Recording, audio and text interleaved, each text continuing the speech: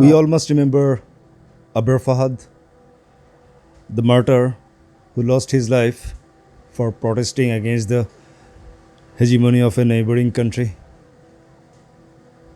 He was killed by the goons of Chhatra League. He was a student of Buet. He was tagged as Shibir and then he was beaten to death. Ministry of Culture has made a documentary on him, and the documentary titled You Failed to Kill Abrar Fahad. Let's check out the documentary.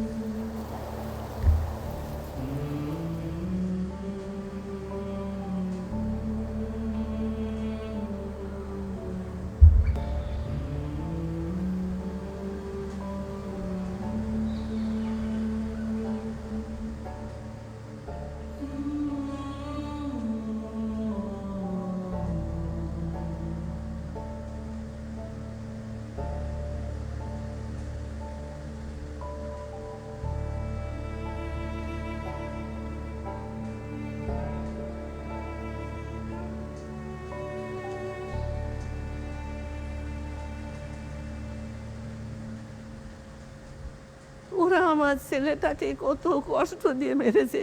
ওরা যদি আমার ছেলেটাকে গুলি করে মারতো তবু তো আমার কিছু মনে হতো না।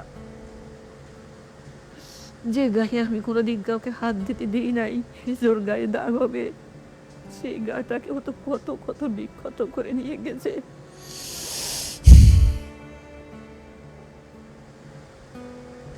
মানে আমার এখনো মনে আছে যে আমি জাস্ট ভাইয়ের পাড়ের দিকে ধরছি, আমি ভাবছি মানে কিছু পাবো, বাট আমি গ্রিপ করতে যাই দেখি কিছু নাই, সব কিছু গলা।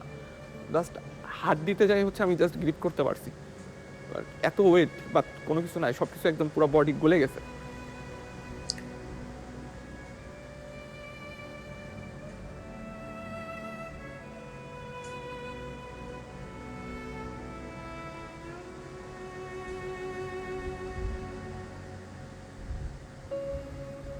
Lots of এমনি দেশ writings. নিয়েও ভাবতো, ও সবসময় দেশের কথা চিন্তা করতো।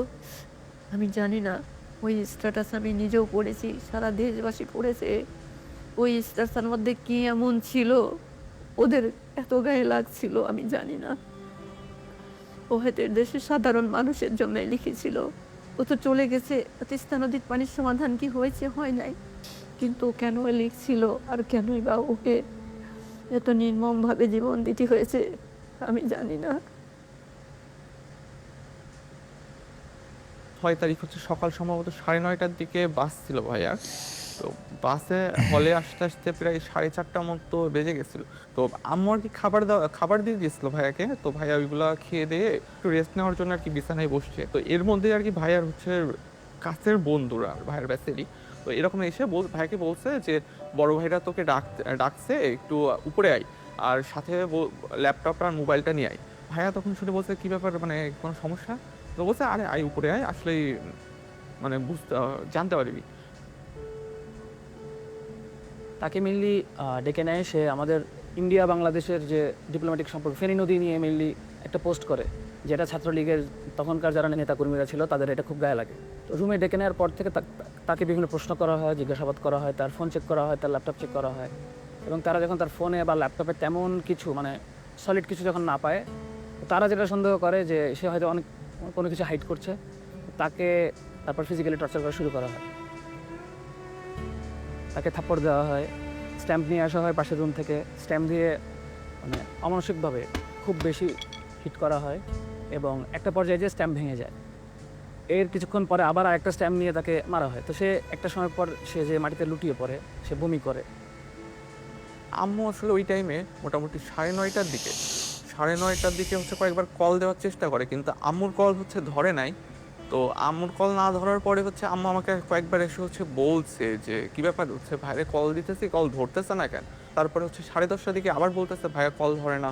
তখন আব্বু অলরেডি ঘুমায় গেছে। তখন আর কি আমি হচ্ছে একটু চেক করতে গেলাম যে দেখি ভাইয়ার হচ্ছে ফেসবুকে অ্যাক্টিভ আছে কিনা, বা হচ্ছে ব্যাপার কি হচ্ছে ভাইয়ের কোনো রুমমেটের নাম্বার পাওয়া যায় কিনা। তো তখন আর কি ঢুকতে যেয়ে দেখি ফেসবুকে অ্যাক্টিভ, আর আমি ভাবলাম যে যেহেতু ফেসবুকে অ্যাক্টিভ আছে মনে হয় তার মানে হয়তো মোবাইল চালাইতে চালাইতে মনে হয় ঘুমাই গেছে, যেহেতু অনেক টায়ার্ড। তো এই কারণে আম্মুকে বললাম যে যেহেতু জার্নি করে গেছে তো মনে হয় টায়ার্ড, এই জন্য মনে হয় ঘুমাই গেছে। তো এর মধ্যে আর হচ্ছে ওই দিন রাতে আর হচ্ছে আমাদের সাথে কোনো কথা হয় নাই। তাকে মোটামুটি মারতে মারতে তার তলপেটে হিট করা হয়। মৃত্যুর পর আমরা যেটা পরে দেখিয়েছিলাম তার বাড়িতে, তার পুরা 2 হাত 2 পা একদম কালছিটে পড়ে গিয়েছিল। তাকে শরীরে এমন কোনো জায়গা নেই যেখানে তাকে হিট করা হয় না। একটা পর্যায় পর সে যখন একদম খুব বমি করে ফেলে, তাকে ওয়াশরুমে নিয়ে ওয়াশ করা হয়, এরপর আবার রুমে নিয়ে মারা হয়।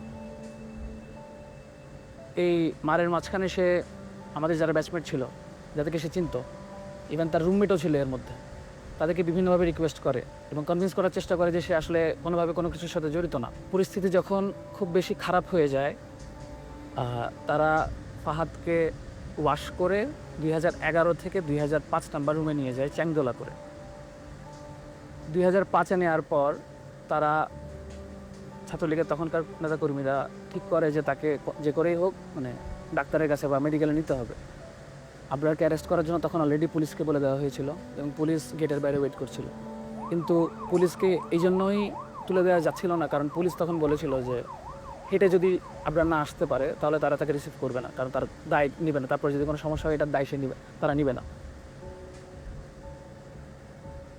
ফাহাদকে যখন 2005-এ নিয়ে আসা হয়, তার আগেই ম্যাক্সিমাম যারা তাকে বেশি মেরেছিল তারা অলরেডি নিচে নেমে যায়, কারণ তারাও দেখছিল যে তার আসলে অবস্থাটা খুব ক্রিটিক্যাল।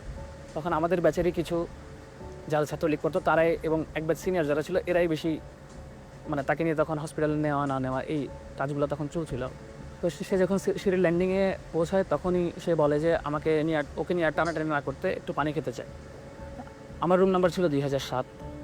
আমি যখনই আসলে ওই সময়টা যখন মানে জেনেছি যে সে সিঁড়ির ল্যান্ডিংয়ে আছে, তো তখন যখনই বেরোতে চাই তখন ওখানে ছিল শামীম বিল্লাহ ছিল, সাইফুল ছিল আমাদের এক ফ্রেন্ডশিপ পলির, এবং তারা মিলে তাকে মেনলি পানি খাওয়াচ্ছিল। তখনও তার রু ছিল। তো আমি আবার আমার রুমে ঢুকে ওই রুমে 2011-তে থাকা একজন প্রত্যক্ষদর্শী ছিল মোর্শেদ, তখন সে বলে আমাকে যে আসলে তার অবস্থা ভালো না। এর কিছুক্ষণ পর আমি ল্যান্ডিংয়ের ওখানে যখন পৌঁছাই তখন আবরারের তখন অলরেডি হুঁশ নাই।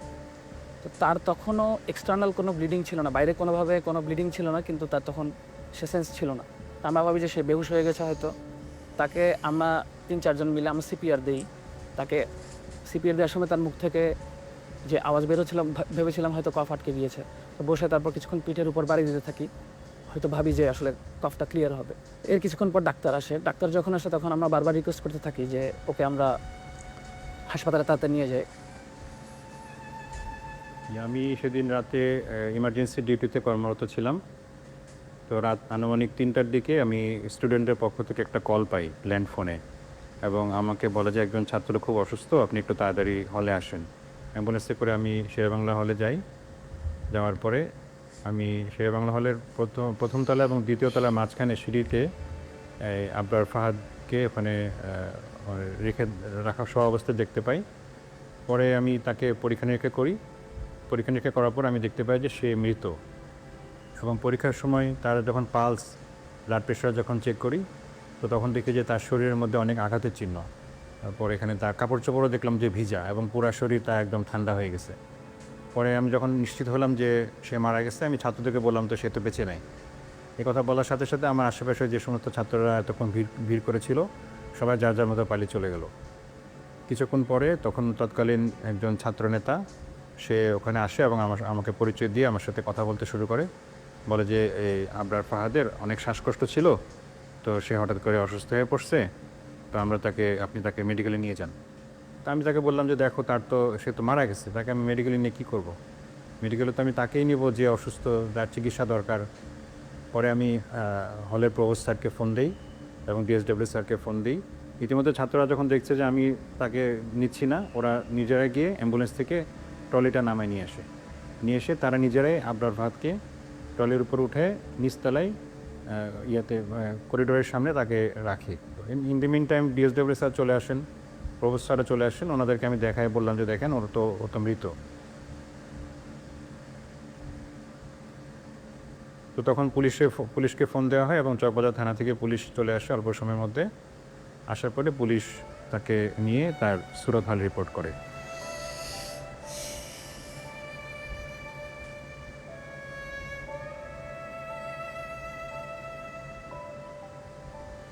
যেখানে একজন ডাক্তার এতটুকু মেরুদণ্ড দেখাইতে পারছে, সেখানে আমাদের ডিএসডব্লিউ স্যার তখন রুম থেকে বের হয়ে গেছেন স্টুডেন্টের কথা না শুনে, শুধুমাত্র ওই খুনিটার কথা শোনার জন্য। তখন যে আমাদের বুয়েট ছাত্রলীগের যে সেক্রেটারি, আমাদের শেরে বাংলা হলের যে ছাত্রলীগের সভাপতি রাসেল, 1 নম্বর আসামি আমাদের এই মামলা, সে ডিএসডব্লিউ স্যারের সাথে একদম নর্মালি ফ্র্যাঙ্কলি কথা বলছিল এবং কেমনে মানে ঘটনাটা কেমনে সলভ করা যায় বা কেমনে ইজি করা যায় এই ব্যাপার, মানে তাদের কথাবার্তার মধ্যে কোনো ধরনের রিগ্রেট ছিল না, কোনো অনুশোচনা ছিল না, কোনো ভয় ছিল না। ঘুষ আমরা তখন আমাদের নিজেদের রুমে, এবং তখন পরিস্থিতিটা আসলে এমন যে যে আমরা জেনারেল স্টুডেন্টরা যে একটা প্রতিবাদ করবো, এতটুকু মেন্টাল সিচুয়েশন, এতটুকু সাহস আমাদের কারোর মধ্যে ছিল না। পরবর্তীতে আমি নিজে অবাক হয়ে যাই যে আমি কীভাবে ওই সময় নিজেকে ধরে রাখছিলাম, যে একটা ডেড বডির সামনে এবং এতগুলো ছাত্রর সামনে আমি কথা বলতেছি, তারা হয়তো আমার গায়ে হাতও তুলতে পারতো, কিন্তু আমি কেমনে জানি ওই সময় নিজেকে মানে নিজেই কেমনে জানি প্রিপেয়ার্ড হয়ে গেছিলাম। পরবর্তীতে যখন সময় যেতে থাকে আমার মানে কেমন একটা মনের মধ্যে ভয় ভয় কাজ করতেছিল যে আমি কি করলাম, আসলে কি কাজটা ঠিক করলাম নাকি ভুল করলাম, হ্যাঁ না কি করা উচিত ছিল। তারপর ভোরে যখন আমরা উঠি 4:30টার দিকে, ওঠার পরে এখন থেকে একটা কল আসলো, আমি নামাজে দাঁড়াইছি ওই সময় ফজরের সুন্নত পড়ার জন্য, আর ওই সময় একটা ফোন আসে, ফোন আসার পরে কি আবার জিজ্ঞাসা করে আমরা ফাদ কী হয়, কী কোথায় লেখাপড়া করে, বিভিন্ন প্রশ্ন করার পর কয় সে খুব অসুস্থ, মারাত্মক অসুস্থ, আপনি যদি কোনো আত্মীয় স্বজন ঢাকায় থাকে তারপর ঢাকাতে ওই ঢাকা মেডিকেলে সে আছে, মেডিকেলে পাঠিয়ে দেন। ফজরের আজানের সম্ভবত কিছুক্ষণ পরে আব্বু আমাকে ঘুম থেকে রেখে বলতেছে যে এই হচ্ছে ভাইয়া নাকি খুব অসুস্থ, ঢাকা মেডিকেলে নিয়ে গেছে, বুয়েট থেকে কল দিছিল, তুই দেখ তো ভাইয়ার রুমমেটদের কারো নাম্বার হচ্ছে আছে কিনা, থাকলে দে একটু কথা বলি। তো আমার কাছে হচ্ছে ভাইয়ার রুমমেটদের কোনো নাম্বার ছিল না, বাট আমি হচ্ছে চিন্তা করলাম যে দেখি যে ফেসবুক থেকে হচ্ছে কোনো নাম্বার পাওয়া যায় কিনা প্রোফাইল থেকে। তো ফেসবুক প্রোফাইলে যাওয়ার সময় ভাইয়ার রুমমেটের ফেসবুক প্রোফাইলে যাওয়ার সময় আমি দেখতে পাই যে যে হচ্ছে ফার্স্টে একটা পোস্ট যে হচ্ছে আমাদের 17 বছরের শিক্ষার্থী আবরার ফাদার নেই, আমরা তার লাশ উদ্ধার করছি সিঁড়ির নিচ থেকে, আমরা জানি না তার কিভাবে কি হয়েছে, আমরা এর বিচার চাই। আমার যেন ও এখন সবচেয়ে বড় কষ্ট হয়। ওকে যখন মেরেছে তখনও হয়তো মা বলে চিৎকার দিতে পারি নাই। আপনারা যখন হচ্ছে জানাজা পড়া হবে, আমরা সবাই আশা করতেছিলাম আচ্ছা ঠিক আছে, এতক্ষণ পর্যন্ত ভিসি স্যার আসেন, একটু সমস্যা নাই, এখন স্যার আসবেন অ্যাটলিস্ট। কিন্তু সবাই অবাক হয়ে গেছে, তখনও ভিসি স্যার আসেন নাই। ইভেন পরের দিন ছাত্ররা আন্দোলন করতেছে, ছাত্ররা আমি বুঝাইতে পারবো না যে সিচুয়েশনটা কেমন। ছেলেপেলেরা বিশ্বাস করতে পারতেছে না যে আমার একটা ফ্রেন্ডকে এখানে মেরে ফেলা হয়েছে, নেক্সট টার্গেটটা আমি হইতে পারতাম, আমাকে মেরে ফেলা হবে। ছাত্ররা আন্দোলন করতেছে, স্যারের অপেক্ষা করতেছে, স্যার পরের দিন আমাদের সাথে দেখা করেন নাই।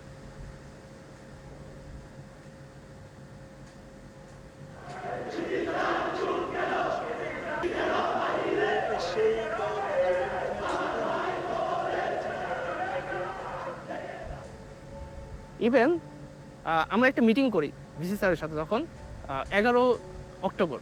ওই মিটিংটা হচ্ছে সব মিডিয়াও প্রচার করছে। মিটিংয়ের সময় আমরা ভিসি স্যারকে জিজ্ঞেস করি যে স্যার আচ্ছা ঠিক আছে আপনি মেনে নিচ্ছেন যে ছাত্র রাজনীতি আপনি নিষিদ্ধ করবেন, ঠিক আছে আমরা মেনে নিতেছি, কিন্তু এটা কি চিরস্থায়ী হবে? তখন ওনার উত্তর ছিল যে চিরস্থায়ী তো তুমিও না আমিও না। একটা ছেলে মারা গেছে, তখন উনি এই কনফিডেন্সটা বা এইটুকু চেতনা তার মধ্যে জাগ্রত হয় না যে সে বলবে না আমি চেষ্টা করবো, আমি যতদিন আছি এই জায়গায় আমি কখনোই ছাত্র রাজনীতি ঢুকতে দেবো না।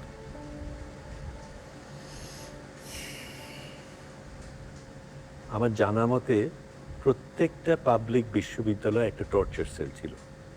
কি ধরনের একটা শিক্ষা প্রতিষ্ঠান গড়ে উঠতে পারে যেখানে তার মধ্যে টর্চার সেল থাকাটা তার একটা আবশ্যক অংশ? part of আমাকে যদি culture. প্রশ্ন করেন যে আপনার আসলে অপরাধটা কি, তাকে কেন এভাবে হত্যা করা হয়েছে, প্রথম পয়েন্ট যেটা আসবে সেটা হলো সে বাংলাদেশের স্বার্থ বিরোধী যে কাজগুলা গত সরকার করতো, গত আওয়ামী লীগ সরকার যে কাজগুলো করেছে তার প্রতিবাদ করা, তার নাম্বার 1 পয়েন্ট।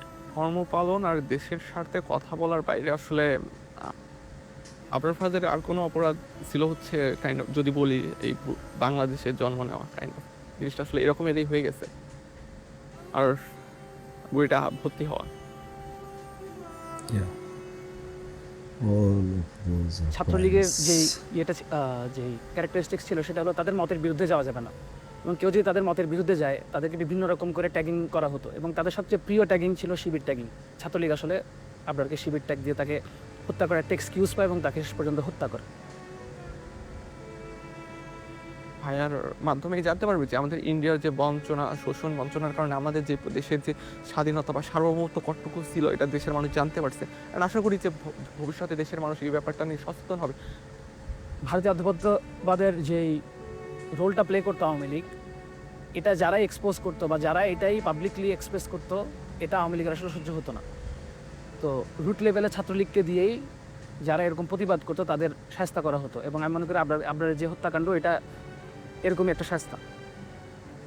আবরার ফাহাদ আর জুলাই দুইটা আসলে ওতপ্রোতভাবে জড়িত, কারণ আবরার ফাহাদে আমাদেরকে পথ দেখাইছে যে মানে আমাদের পথ দেখাইছে বলতে আমরা যারা সবসময় মনে করছি যে আমার কাছ তো পড়াশোনা করা, রাষ্ট্র কি করবে, পররাষ্ট্রনীতি কী হবে, ইন্ডিয়ার সাথে আমার কী সম্পর্ক হবে, এগুলো নিয়ে আমি মাথা ঘামিয়ে কী করবো, এগুলো তো রাজনৈতিক দলদের বিষয়। তো ওই জায়গা থেকে আবরার ফাহাদ আমাদের একটা বড় একটা অংশের জন্য সে পথ প্রদর্শক ছিল।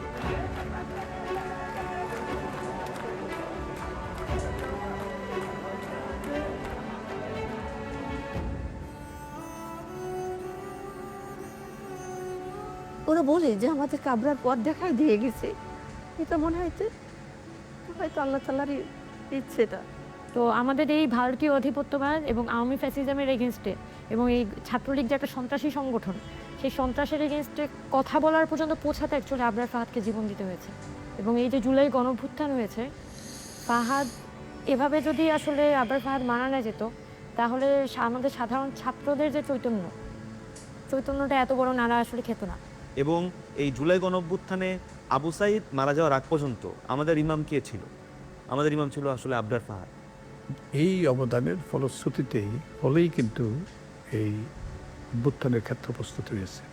সেই প্রেক্ষাপটটা আমাদেরকে ভুললে চলবে না, এবং এই প্রেক্ষাপটটা মনে রাখতে হবে আমাদের ভবিষ্যৎ বংশধরকে, যাতে এই রকম আর পরিস্থিতির সৃষ্টি না হয়। বছর আমাকে ছেড়ে চলে গেছে, আমাদের একবার মনে হচ্ছে না আমাকে ছেড়ে চলে আসছে।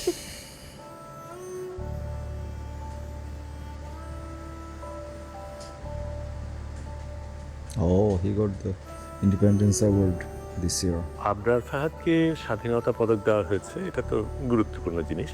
স্বাধীনতা পদক আমাদের সর্বোচ্চ পদক নাগরিকের জন্য। আমি তাকে মুক্তিযোদ্ধা বলবো, কারণ সে দেশের জন্য প্রতিবাদ করেছে, দেশের জন্য লড়াই করেছে। একটা মেধাবী ছেলে বেড়ে উঠছিল, তার কত স্বপ্ন ছিল, আমাদের কত স্বপ্ন ছিল, সেই সব হারিয়ে গেছে।